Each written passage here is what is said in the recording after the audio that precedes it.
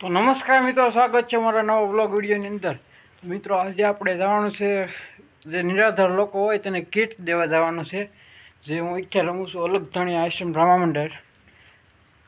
આપણે જવાનું છે કીટ દેવા. અત્યારે તો કીટ દેવાનું મહાદેવપુરાનું નક્કી શું છે મિત્રો, તો આપણે જવાનું છે કીટ દેવા. તો મિત્રો બન્યા રહેજો મારા નવા બ્લોગ વિડીયોની અંદર.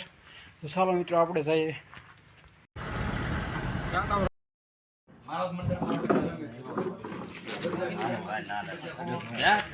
ગામ કરીને આવેલું છે. મહાદેવપુરા ગામની અંદર અત્યારે આપણે અંબાબેનના ઘરે આવેલા છે. અંબાબેન તમારે રહેતા શું છે? અંબાબેન સરવૈયાના ઘરે આવેલા છે. એમને આપણે આપણું જે ગરીબ નિરાધાર જરૂરિયાતમંદ લોકોનું જે વોટ્સઅપ ગ્રુપ છે ને, એ વોટ્સઅપ ગ્રુપ દ્વારા આપણે જે એક નવું રામા મંડળ બનાવેલું છે, જે અલગધાણી રામા મંડળ આશ્રમ બનાવેલું છે.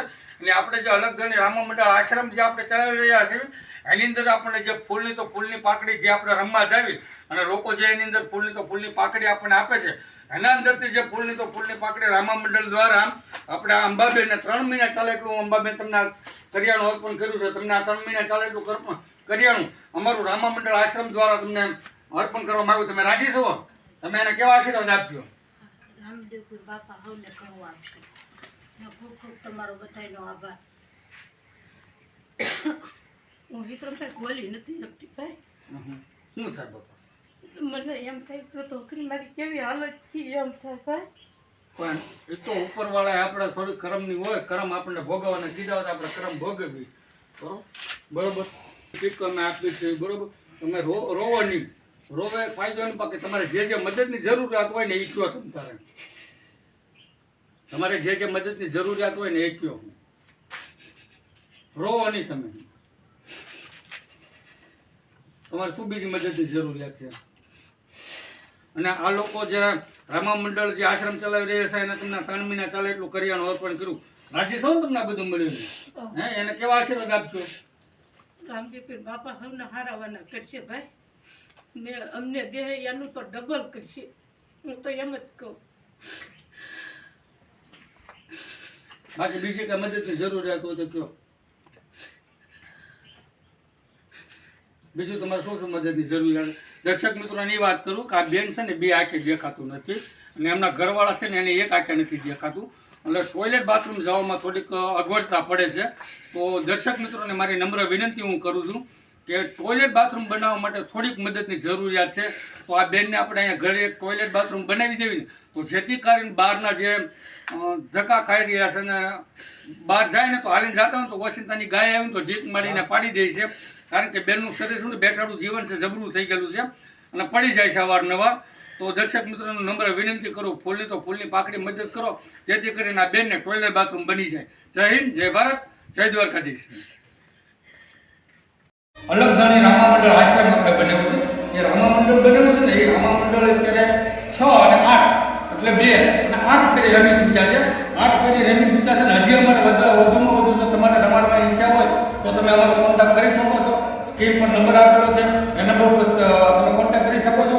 અને એક એ રામા મંડળ અમે જે રમી છે ને એની અંદરથી જે પણ કાંઈ આવક આવે છે એ તમે એ આવક અમે આવા ગરીબ નિરાધાર જરૂરિયાતમંદ લોકો જે પરિવાર હોય છે એવા પરિવારને અમે 3 મહિના ચાલે એટલું કરિયાણું અર્પણ કર્યું છે. અને ખાસ તો એ છે કે અમારો ભાવ છે ધર્મનો, કોઈ એની અંદર કોઈ પૈસા ભેગા કરીને મંદિર બનાવવાનો ભાવ અમારો નથી, કે નથી અમારે કોઈ રામાપીર બાપુનું મંદિર બનાવવું. બસ અમે રામાપીર બાપુનું મંદિર આખ્યાન રમી છે. તો રમી એટલા માટે એની અંદર જે કાંઈ આવક આવે ને ગરીબ નિરાધાર જરૂરિયાતમંદ લોકો માટે જ અમે રમીએ છીએ. અને આવા લોકોને અમે બસ ફૂલની તો ફૂલની પાકડી 3 મહિના ચાલે એટલું કરિયાણું અમે અર્પણ કરીએ છીએ. તો નમસ્કાર મિત્રો, તો અમે ઘરે કીટ દઈ દીધી છે અને આગળ આપણે જઈએ. બન્યા રહેજો મિત્રો બ્લોગ વિડીયોની અંદર.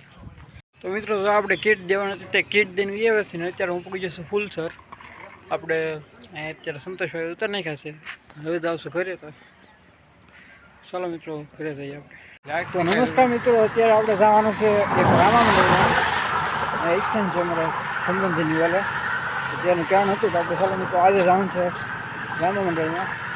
જોઈ ક્યાંનું મંડળ છે, મને કાંઈ માહિતી નથી ક્યાંનું મંડળ છે. મિત્રો બની આવી જાય બ્લોગની અંદર. એવી રીતે કાલે આપણે હાઈવે જઈએ છીએ, હજી પણ અમે હાઈવે છે મિત્રો. અત્યારે હું વિજય છું તો આપણે આખ્યાનમાં જીતોના નાવાળા સંબંધી હતા એટલે હું ના ખાલી અત્યારે સમય ગયેલો હતો અને આખ્યાન રમવાનું મારે હતું, મારું મન હતું કે આપણે અત્યારે એકાદ પાત્ર ભજવી, પણ એનું કારણ છે કાલ મારે થોડું કામ છે જેના લીધે હું આખ્યાનમાં જઈ શક્યો નથી. ફૂલસ્થળનું રામા મંદિર છે અને મિત્રો તો એવું હતું. તો અત્યારે જ મારા આખ્યાન કંઈ મેળ નથી. એનું કારણ છે કે મારે કાલે તો નમસ્કાર મિત્રો, જે પ્રમાણે મેં વાત કરી એ પ્રમાણે કે આપણે જે અલગધણી આશ્રમ રામા મંદિર આંબલા જે આખ્યાન છે, અમે જે આખ્યાન રમી રહ્યા છીએ તે નિરાધાર લોકોના લાભાર્થી રમીએ છીએ મિત્રો. એમાંથી એક પણ રૂપિયો અમે ખિસ્સામાં નાખતા નથી અને હું તો એક કોઈ મંડળનો એક પણ રૂપિયો લેતો નથી. તો મિત્રો તમારે પણ જો તમારા આંગણે આપણે અલગધણી આશ્રમ રામા મંદિર છે તેને બોલાવવું હોય તો આપણે સ્ક્રીન ઉપર આપેલા નંબરનો સંપર્ક કરો. અને મિત્રો અમે જે અમારે કાંઈ પણ પૈસા આવે છે તમે આજ જોયો એ પ્રમાણે અમે નિરાધાર લોકો જે હોય છે તેને અમે કીટો આપીએ છીએ અને જેને આશ્રમ ન તેને આશરો કરી દઈએ છીએ. તો મિત્રો આ મંડળને તમારા આંગણે જો રમાડવા તમે માગતા હો તો મિત્રો સ્ક્રીન ઉપર આપેલા નંબરનો સંપર્ક કરો. જય રામાપીર, જય અલગધણી. અને મિત્રો અહીંયા મારા વ્લોગને એન્ડ કરું છું. અમારો વ્લોગ તમને ગમ્યો હોય તો લાઈક કરો, શેર કરો અને સબસ્ક્રાઈબ કરો. મળીએ છીએ આવતા વ્લોગ સાથે. ત્યાં સુધી બધાને જય રામાપીર.